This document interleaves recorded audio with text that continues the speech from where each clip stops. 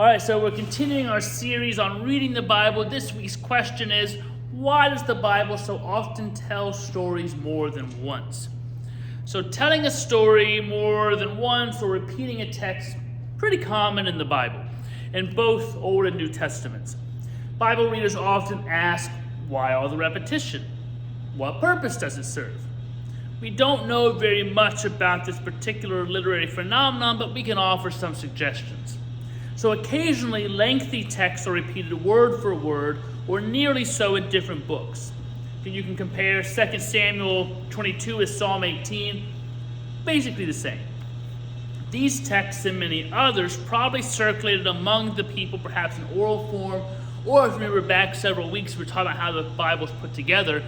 You have different people writing different versions of stories. A later editor, hundreds of years later, takes document A, B, and C, puts them together, and both versions of a story are there. Sometimes the authors, editors did not know that each other they were even repeating when they wrote something, and maybe somebody else wrote something.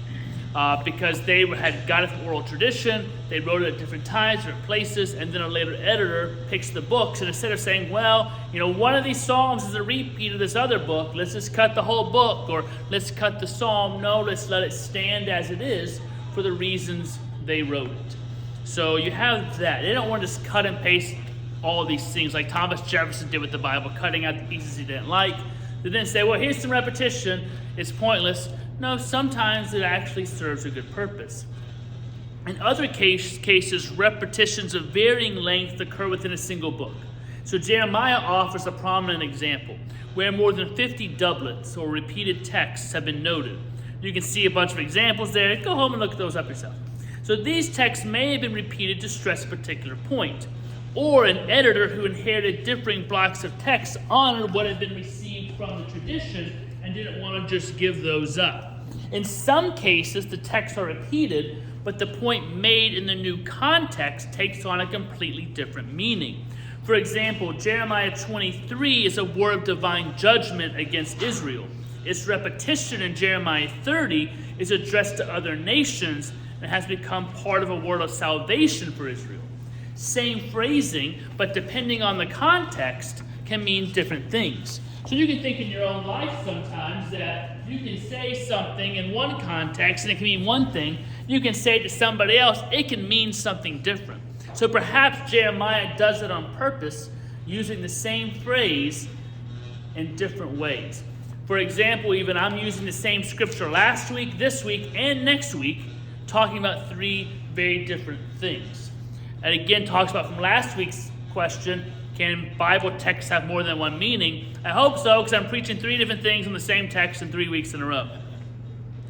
So the example of Jeremiah shows how the context shapes the meaning of a text and how the same words can mean something quite different. See also the similarity between Psalms 14 and 53, but it remains a puzzle as to why the psalm was repeated and placed where it is among the psalms. So sometimes it's just remarkably the same. The Pentateuch is an especially prominent example of the use of repeated texts. Approximately 100 doublets have been noted in these 5 books. So in the book of Genesis, the repeated texts are mostly stories retold in a new context. The story of Abraham passing off his wife Sarah as his sister, that's a bad idea, is told in Genesis 12 and Genesis 20. Are these two different occasions where Abraham did not learn to stop telling people your wife is your sister? I don't know about you, sometimes as a husband I make the same mistake more than once. Wives here, you can tell me if that's true or not for your husbands later, of course.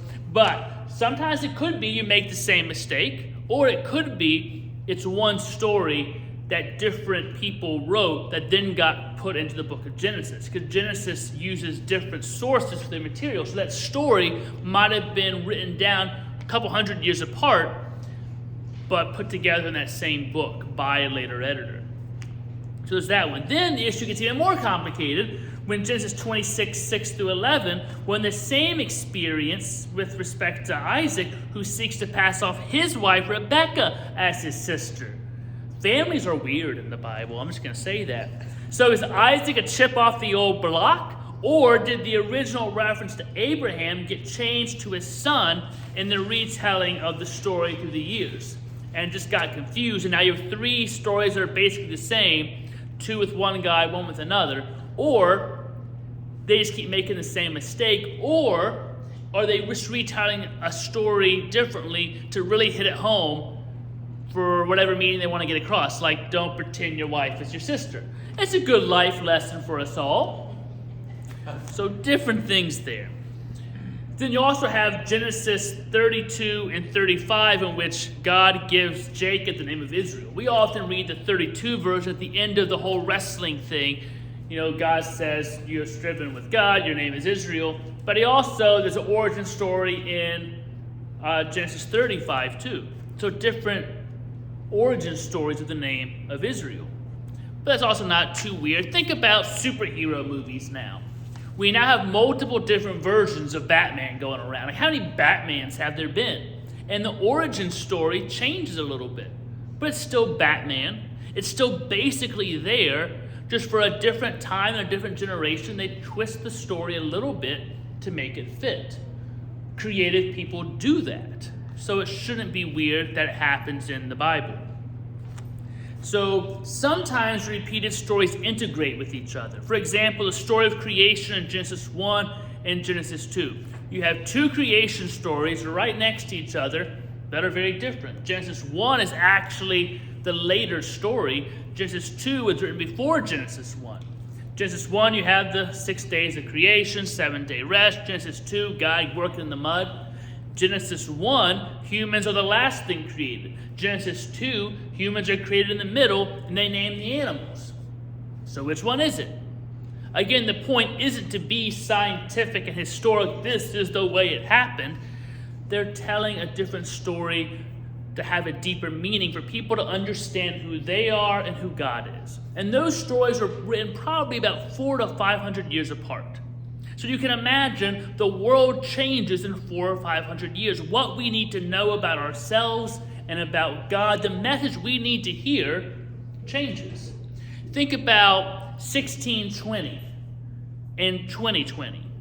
Has anything changed between 1620 and 2020? Do you think if God spoke to us then and now, there'd probably be something similar, but so many things have changed. The communication with the world, the population, how we engage with each other. I wouldn't expect the exact same message about who we are in 1620 as 2020. Same thing in the Bible. 500 years apart, how people speak about who we are, how we're created, how God is at work in our lives needed to change to fit the situation. I can talk more about that sometime and what those differences are, but I only got like 4 minutes left, so we'll skip that for right now. Or you have two stories about the flood. As my daughter has learned to say, when somebody asks how many animals of each, she says, it could be 2 or 14, depending on which text you read. Because same story, it says 14 animals or 2 animals. And again, different writers at different time, an editor comes, mashes them together. So you have those issues of different people telling the story. They stand alone, sometimes they're mashed together. And that happens with our own families. I often will sit down with families at funerals and they'll be telling a story and they'll be arguing about the details. If you go to your house at Christmas time and you all are sharing the same favorite story, I bet depending on who tells it, this story's a little bit different. Sometimes just the amount of storytelling is different or the emphasis is different. Sometimes the details are different. In my family, there's a story about we're up at this cabin in New York, somebody throwing a frisbee to somebody else on a little motorboat, trying to catch up, stand up, catch it. They fall out of the boat keeps going across the lake. And they argue about who was throwing the frisbee, who was in the boat, and who had to drive the other boat to catch it. I'm like, y'all were there, how do you forget who fell out of a boat? There's some serious fighting about this, and they get mad at each other. Because they all think they're right. Because sometimes we don't remember right. So you have that going on. People tell stories differently. There are many other types of repetition in the Old Testament as well as throughout the Scriptures. The major instance of repetition in the New Testament occurs in the Gospels, especially among the 3 synoptic Gospels, Matthew, Mark, and Luke. Matthew and Luke copy a whole bunch of Mark. Then Matthew and Luke copy each other from probably a third source we called Q, but we don't have it anymore. And then John tells a few stories the same, but not in the exact same text the way Matthew, Mark, and Luke are word for word the same, or sometimes just change little words that can change the whole details. And sometimes it's kind of similar. You have Luke's Sermon on the Plain, Matthew's Sermon on the Mount. They both have Beatitudes, but there's some key differences because they're emphasizing different things. So these repeated stories, often with shifts in outlook or changes in emphasis, give readers of these texts different angles of vision or fuller resources for reflection on matters of faith and life. The focus should certainly not involve seeking out to iron out all the differences that may be observed in the interest of historical, consistent accuracy. And that happens a lot with Christians and pastors. They're like, let's fix the Bible and explain how everything is actually completely right and there's no contradictions. I mean, the credit to them to try to figure out how it works, but it's ridiculous. And the amount of things you have to believe. It's like it stands better to say this is a book written by humans over 1,500 years or more. You're going to have differences in how you tell things. You're going to have differences of what people need to hear. You're speaking to different audiences. I'd rather have a fuller account that has differences to see how different people at different times have responded to this message, have responded to God, than here's just one perfectly succinct story from one vantage point. I don't need that as much. I need the full picture of how people over thousands of years have dealt and understood with God. I want a messy scripture because my life is not perfectly everything in order. A perfect little scripture doesn't speak to my life. A messy scripture with everybody's point of view and story, I can get with that because that's my life. So yeah, there's going to be repeated stories, but they serve a purpose. Sometimes, different contexts, they mean something different. Sometimes it's different people writing in vastly different contexts. Sometimes it's I'm going to use this person's resources to put as part of my story, but maybe twist it a little bit to really make it hit home for my readers. Sometimes it's two people had the same story, we're going to match it together to get a fuller story.